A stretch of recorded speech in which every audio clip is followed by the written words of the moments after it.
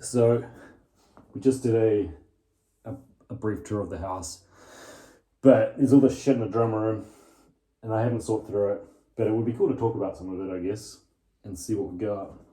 Some of it's on reverb, so I'm not going to go into heaps of detail about it, but yeah, whatever. That's one of my kits. It's probably my favorite one at the moment. I bought this in Auckland in 2022, I think. Just before I left Auckland, I had heaps and heaps of money, and so I was like, I'm going to buy a new drum kit. Didn't get to play it for like 2 or 3 years, and then finally got it set up in the old place that I was house sitting. So that was the kit that I was playing, and some other stuff as well, which is pretty cool. It's a Gretsch Catalina Club. And the reason I got it was because, like I said, I did have a lot of money to spend, and I was like, man, I could probably splash out on anything. And I was going to get one of those vintage Pearl President kits or whatever. But I don't know. This kind of, people are going to fucking hate me for this, but this kind of sounded the same for a way less price. And I haven't always played Gretsch, but I've owned a few Gretsch kits and I like them a lot. So it's like a 20-inch bass drum and I think a 13-inch tom, and then a 14-inch tom. And at the time I was really into John Bonham. So I thought I will try to do like a hybrid kind of kit where it's like, I can't even spin sticks anymore, man. It was going to be like a kind of hybrid kit where I would use the same kind of tuning as his, because I think I'd seen like a Jeff Ochiltree video or something. So it's all like the basses coded on the bottom, and then you've got Emperor coded on the top, except for the bass drum that's just got the logo Gretsch, Chinese made one, and then it's got, I think, the Emperor on the other side. So they're all like single ply, and then with the exception of the Evans on the snare drum, I really like those Evans heads. I can't remember what it is, so just look at that other video that you will never watch. And then the DW pedals, which I've had since 2005, I think. Yeah, 2005.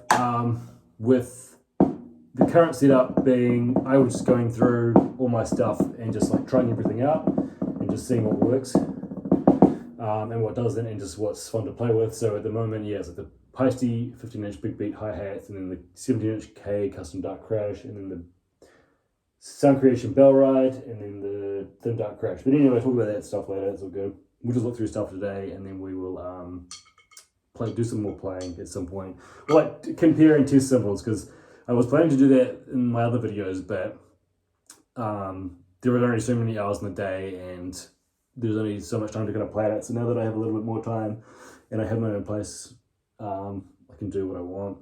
So yeah, I got this Yamaha snare drum. It's on reverb. I'm not going to talk too much about it, I think, but it's fucking loud. It's a really good snare drum. I got this in like 2005, I think. It's good. There's chickens right behind me. It's a nice chicken coop, so the chickens, because they wake me up in the morning. That's all good. Yeah, Yamaha snare drum. There's some reverb. And Facebook Marketplace. I had to download Facebook to sell a bunch of gear because I got too much gear, and I'm like, shucks, I need to get rid of some of it because there's just nowhere to store it. If you've seen the bedroom, there's no room in there, and there's no room in there, and there's no room in there, so there's no room anywhere. So everything that I don't really use or don't really want to use is going. These are my Paiste dark crisp 13-inch hi-hats. I got these. These are the old school ones with old school logo, which I really like. And I think I got these back in 2006, 2007. And I don't know if you know that story about Earth's population, where it was down to like 300 people, like 200,000 years ago or whatever, in terms of like bipedals. But I sold a lot of stuff, and literally all I had left was like these hi-hats, Paiste Sound Formula, full ride, my 25th anniversary Istanbul AGOP, which I think is in the other room, and then like a few other random cymbals, because I just sold heaps and heaps of gear off because it was just for whatever reason.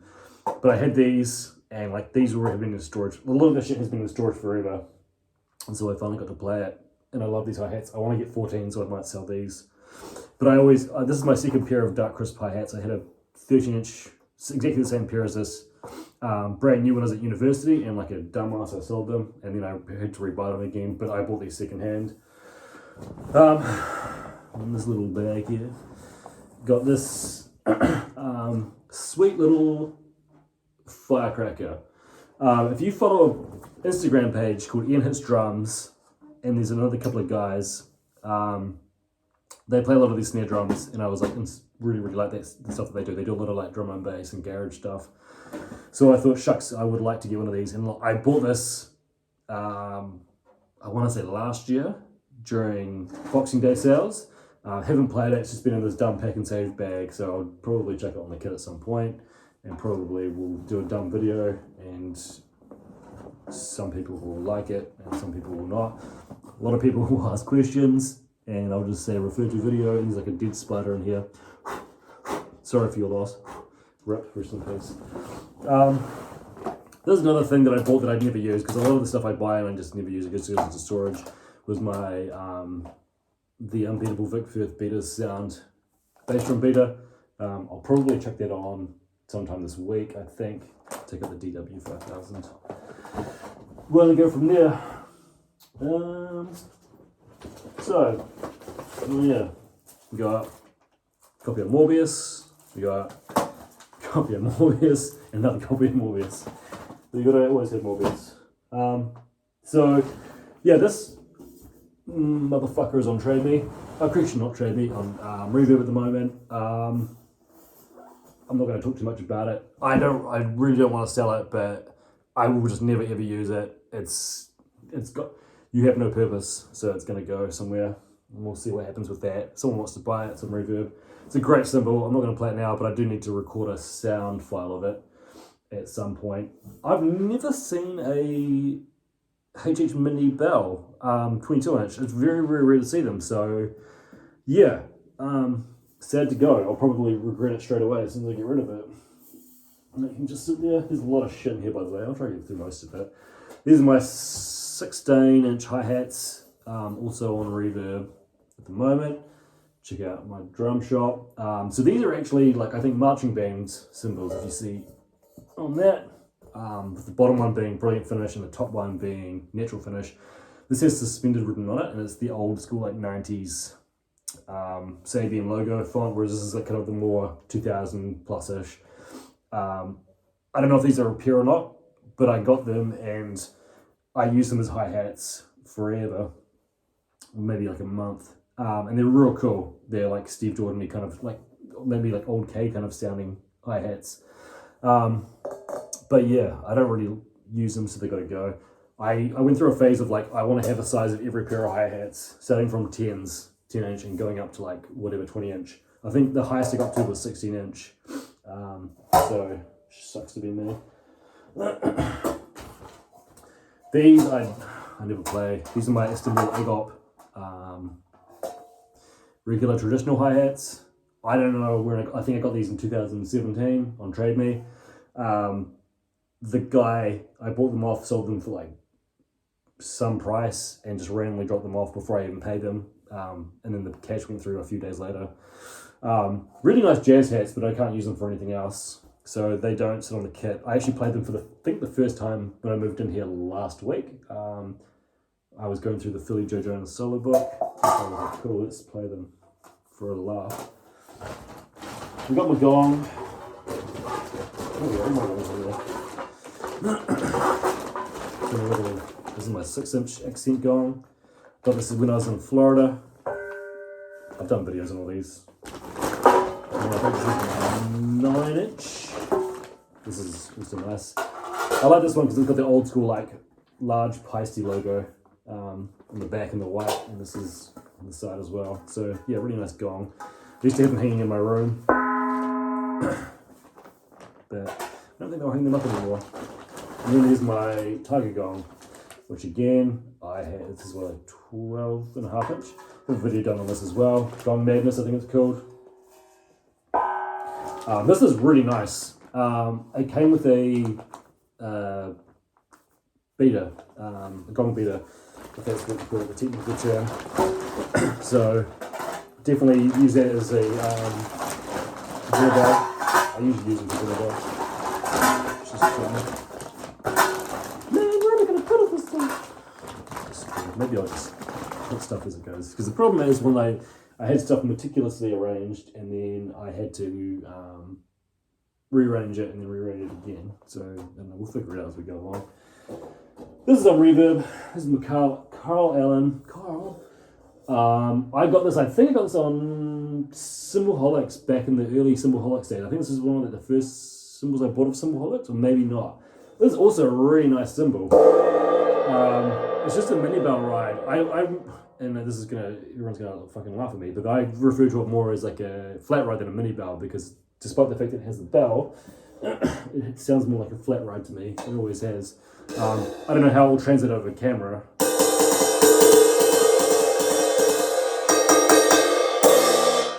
That's crashed itself. I don't think they make these anymore. I've never seen another one.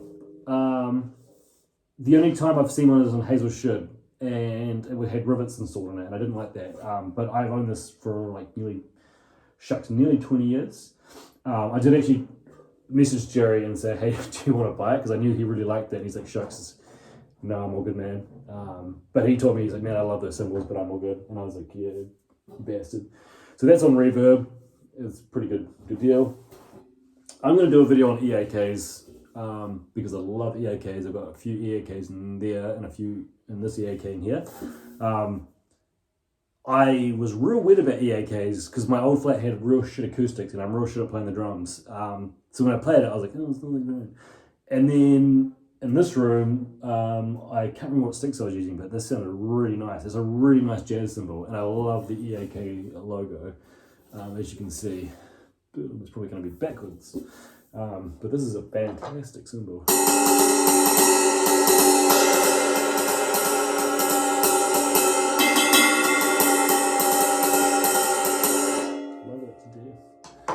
So that was on the kit for a few days until I was with my Philly Joe Jones solo book and my other stuff, and then I was like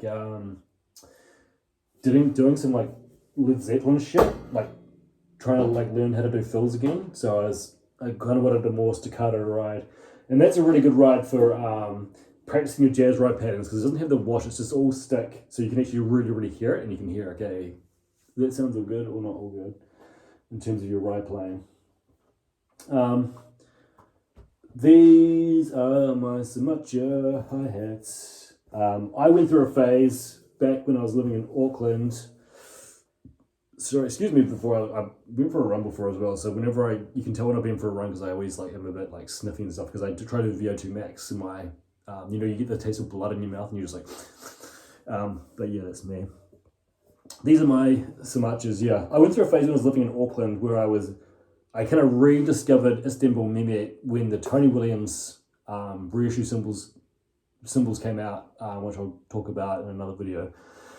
And I was like, man, Istanbul Mehmets are actually sick cymbals. Because I went into a music store and the guy's like, we got the Tony Williams, we know you love Tony Williams. And I was like, I do love Tony Williams. So he's like, would you know they remade them? I was like, yeah, I knew it before you.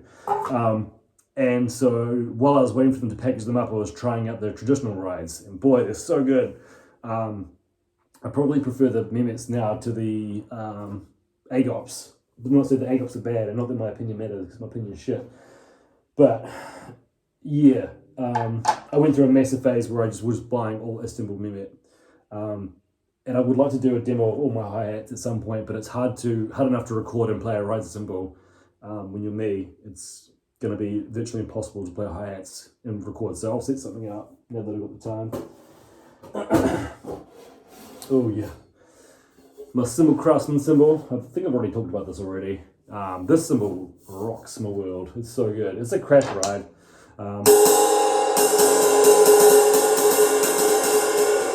Really super controllable.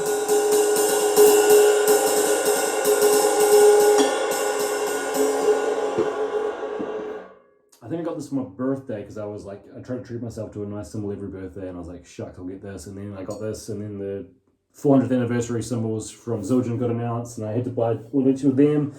And then also an Istanbul Mehmet Mel Lewis came out, and I had to buy that. And then 2 blue label Paiste Formula 602 brides came out, 20 and 22 inch, and I decided to buy them. And now, yeah, money is not everywhere. Okay. These are twin like. We'll do another video on these. I think I did a video of these years and years ago. This is my Paiste Formula 602 medium, flat ride medium, 18 inch. I got this in 2019. I think I got it off Trade Me or Reverb, I can't remember. Never ever play it because, you know, I don't want to play it. I don't need to play it.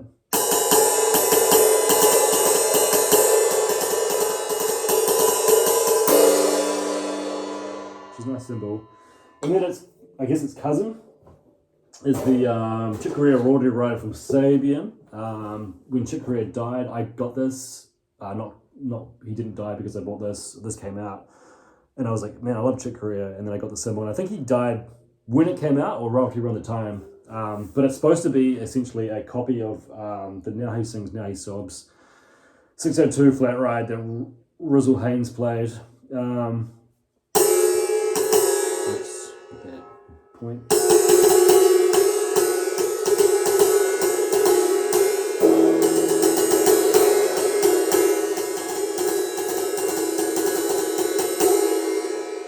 This is number 61. I wish it was 69, but it's not. But yeah, don't like that logo.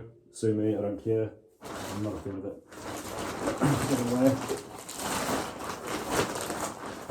Someone sent me a message and they said, hey Rob, I noticed whenever you test cymbals, you always play like a real fast roasting pattern.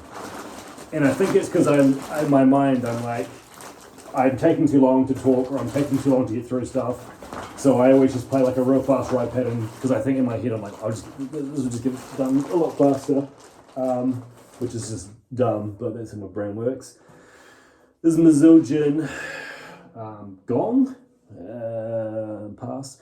I think it's like a Z as an XI, xylophone India, whatever, X-ray India. I got this as well on Boxing Day, and I went into the rock shop to which is in New Zealand, like a gong store in New Zealand, to look at what they had on sale, and I wasn't going to buy anything. And then I walked out with this because it was on sale, and I was pretty happy. It's actually a nice gong, but it sounds a lot like my other gongs. It's got that kind of tranquil, meditative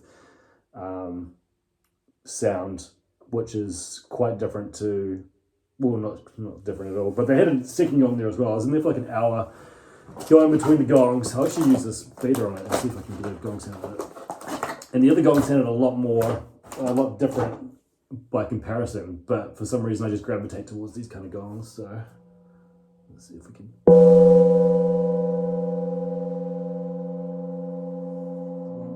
Lunch is served. I should have turned the sneeze off on that. That's all good.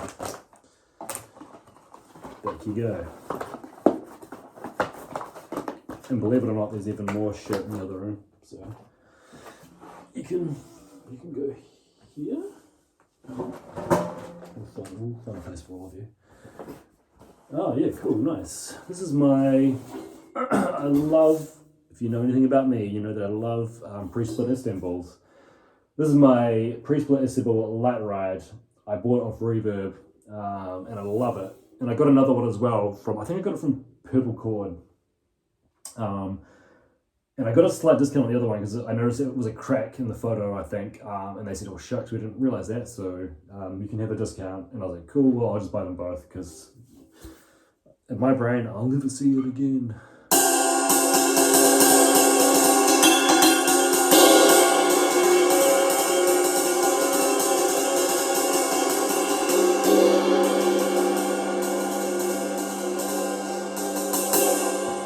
Yeah, I love this.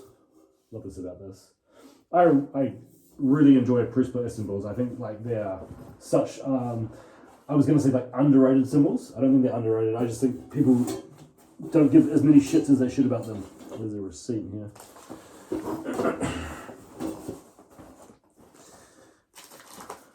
A receipt for the supermarket groceries. You can go there. Don't care about these. These are on Reverb. These are my new beat hi-hats. I had to actually do a sound file of these for reverb at some point. This bottom cymbal is not paired, I don't think. I don't know, this is like an old A. It's doesn't have any hammer marks in it, and it doesn't have a serial number in it, which leads me to believe they are not related. But they do sound really nice with this bottom hat, shiny, and this natural finish. Excuse me, hi-hat. I'll do a demo, yeah, like I said. They're really quiet, like they're real quiet new beats. I had a pair of new beats, I think back in 2019. I got some for dirt cheap off Trade Me. And they were too loud for me, like too kind of, I don't know the word, like, yeah, abrasive. I didn't like them. These are real super quiet. Like you could play these at a jazz trio gig easy, and you'd be struggling to hear them. They're really nice. I'm kind of sad to let them go, but I never play them. I don't need them. These are also on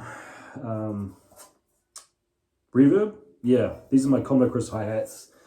They are new. And because I bought all these cymbals, I don't need them anymore.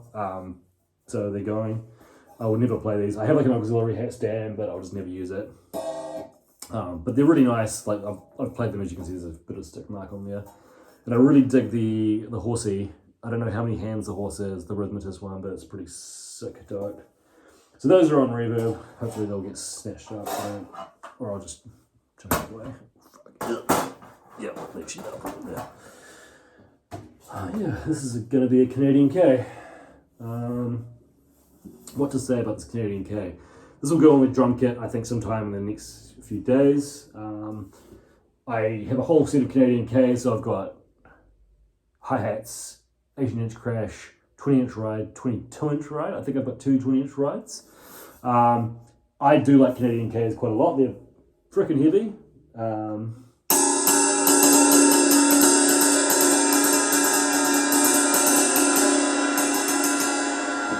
For me, they're kind of like the equilibrium between, or like, you know, the A's and like the K's. So they're kind of, because they're kind of like pink enough to be K's, but they're, correction, A's, but they're dark enough to be K's. So, getting a bit. And then there's my 602 medium ride, blue. This was on the kit when I first moved in here. It wasn't here when I moved in. I put it on the kit, but because I had other kit cymbals I wanted to play, and they were in the pipeline, and they had precedence right of line, I'll put this back on later. I actually really enjoy this cymbal. I like playing it a lot.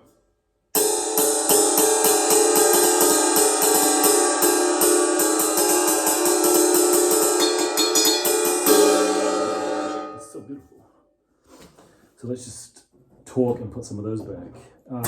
So yeah, a lot of cymbals in here. Not all of them are for sale. What I've really been doing is, like, because a lot of these birds have been in storage for so long, it's given me the opportunity to kind of go through and see what I've got in terms of stock, and then like what I need and what I would like to have and what I wouldn't. So some have made the cut, others have not, and others are still kind of pending to see where they sit in terms of what's going to stay with me and what's going to go. These will definitely stay. I love these. I really think these are such an underrated pair of hi-hats. They're kind of like slightly brighter Ks, I think. If you ever hear like the old school, well, yeah, like there's like an old school Ks with the different fonts where the font was facing the other way. I'm talking about American Ks, not like IAKs, like KKs. And they used to come with like a brilliant finished top and a natural finished bottom. And I had some in university, like a pair of 13 inches. And they sounded, that's what those sound like, really, really nice. Again, because I was a freaking dumbass, I got rid of them. Because I just wanted to own everything. Again, I'll have to sort these out at some point, where everything's going to go.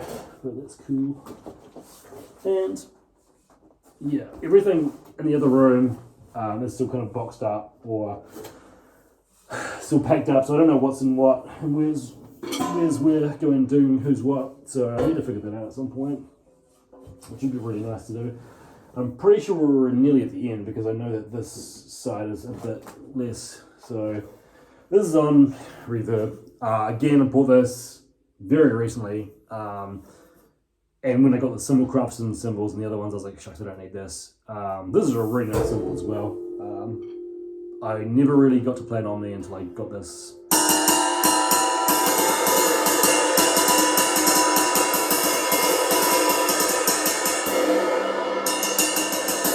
I kind of hope it actually doesn't sell because I'd like to keep it.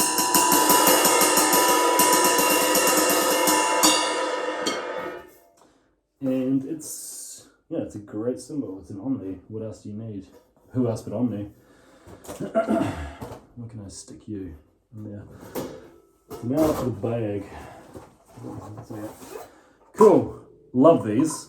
These are my pre-split Istanbul hi-hats, black labels. I got these. It would have been pre-2016 because I was living in Palmerston North when I got these. The guy in Palmerston North checked them on Trade Me, and I think he knew what they were. I don't know. I don't care. But I got them for like $200, and I was so happy, and they're so nice. These are 14-inch medium heavy hi-hats. There is a video of me, I think, on the channel playing them, like a James Brown groove or attempting to play a James Brown groove or something like that. They're such good hi-hats. Oh, that's where they are. Okay, so I was actually looking for these. Did my due diligence and I got all the cymbals sorted, but I didn't find these ones. These are my Paiste Dimension, my Pac-Man hi-hats, as you can see. So I bought these off Trade Me in like 2017, 2018 for dirt cheap because it's had a massive crack in it. The guy's like, "Oh, I'll give them to you for dirt cheap because, you know, it cracks." And I just literally just folded it out, very shoddy craftsmanship there, if you can kind of see. But I remember I was just like sitting in the living room, just like, because I didn't have any drills or anything. And I had like one nail file, and I was just literally like, it took me a whole afternoon. So yeah, I'm gonna chuck these in the kit because I was looking for these, and I was like, well, I've done everything in here, and I know what's in here, so they must be in there, and I really wanted to play them. They are Dimensions Thin Heavy Hi-Hats. This one's fine, nothing wrong with it. Old school logo, as you can see. Yeah, I love Dimensions. I think I used to have a ride as well, like a heavy ride. Shucks, I'll put them over here, because as soon as you guys go, I'm going to chuck them on the kit. I have a bit of tendonitis as well, so everything hits. Everything hits. It's sitting in the same spot for too long.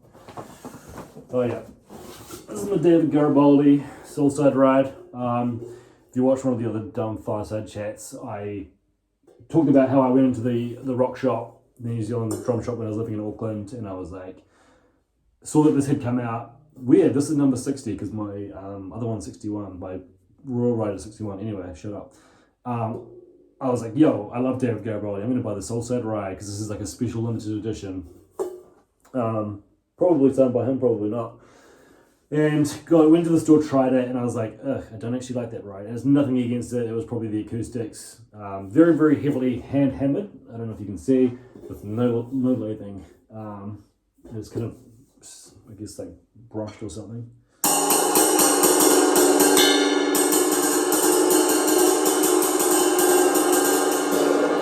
It's a 21-inch Soulside ride, limited edition. I own one of them, no big deal. Yeah, it actually sounds not too bad in here. I don't know how things sound on the camera. Usually they sound a lot worse. Funny that. It was just a casual Paiste.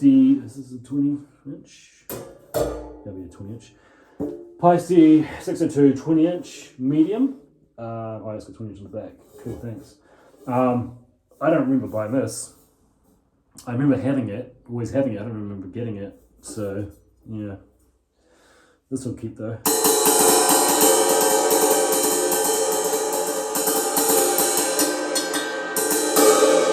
I'll do a comparison of this with the other 602s.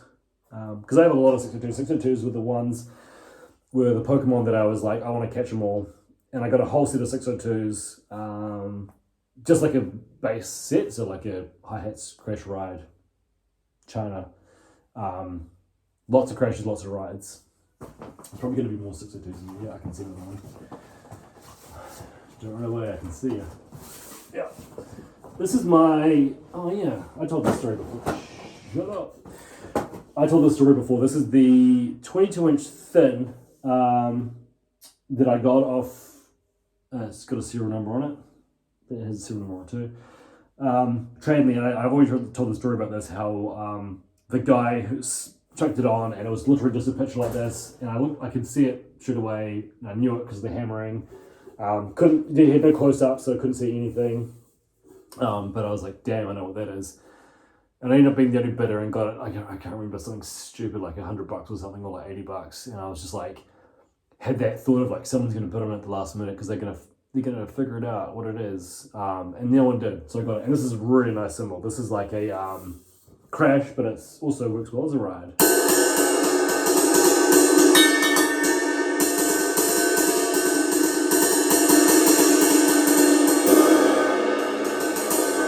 I think when I initially got it, I was using it as a ride for a couple of days because I was like, it just sounds so good as a ride. Yes, there's one more. Oh yeah. Oh shucks. Tom Corky. So, Tom, my old mate. If you watch this video, and I doubt that you will, but you say you do, definitely leave a comment if you get this far, because this is the last cymbal. This is the K Rarities Dark Thin Ride. So I bought this, shucks, like 20 something a while ago, and it's been, I never played it. It was in storage for a long time. I only got it because it was a rarity cymbal, and I really wanted to be like a gung-ho swing dick collector. So I got this. I got it, like no one wanted it, and the guy I bought it off was like, can you please give me like, I can't remember, like more for it than what I won the auction for. He's like, can you please give me like, can we bargain? I was like, that's not how it works. I felt real bad for him because I know that he probably bought it for the same reasons I did, like expecting it to go up in value, which they don't do too bad actually now, but back in the day, they were so new that, yeah. And we didn't compromise. I was like, hey man, like I can give you this much. I think it was like $500, I can't remember. I was like, I'll give you this much, but I'm not willing to go a penny higher. And he's like, oh yeah, he had no room for it, so he had to go. And then I met Tom. Well, I didn't meet Tom. Me and Tom started talking, and Tom had some hi-hats, and he wanted these to accompany his hi-hats. And I was like, dude, I'm never selling it. I like the cymbal a lot. Like I played it a few times. It's in storage, and he eventually sold his hi-hats. And he kept asking me, do you want to sell it? Do you want to sell it? I was like, no, never want to sell it. And then moving to this place, even moving from my other place, between house sitting, and I was like, shit, I've got way too much gear. And then I was like, hey Tom, do you want to buy it? And he's obviously got one on reverb right now. So I am tempted to check this one on reverb, but yeah, we'll see how his one goes. But Tom, if you want to buy it, it's all good. Dark Thin Ride, don't know how much it weighs an amount.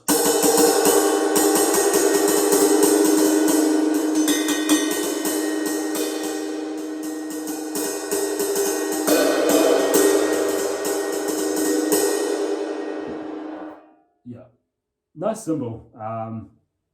This room probably doesn't do any of the justice because the acoustics and stuff like that, but I think upstairs, it's a performance room. It's very big and wooden, very high ceilings, so I can do a lot of cymbals up there.